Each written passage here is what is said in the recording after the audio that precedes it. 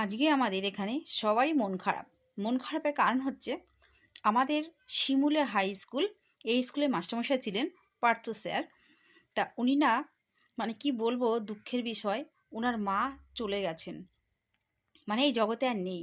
উনি অসুস্থ অবস্থায় ছিলেন, কিন্তু এই অবস্থায় উনিও কিন্তু চলে গেছেন।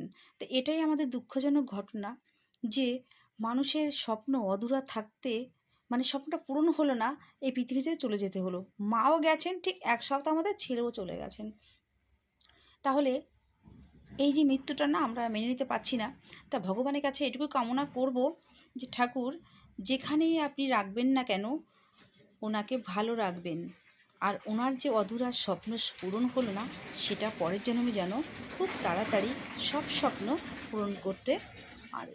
এটুকুই কিন্তু ঠাকুরের কাছে আমরা কামনা করব। আপনারা অবশ্যই কামনা করবেন। ওনার বয়স বেশি না, ওনার বয়স হচ্ছে হয়তো 50, মানে অনুমান করে বলছি। তো খারাপ লাগছে ভীষণভাবে।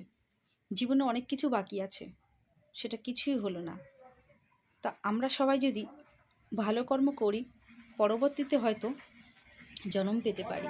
তেমনি উনিও ভালো কর্মই করে গেছেন, একটা শিক্ষক, সবাইকে শিক্ষা দিয়ে গেছেন। তো ওনার জন্য আমাদের মন ভীষণ খারাপ।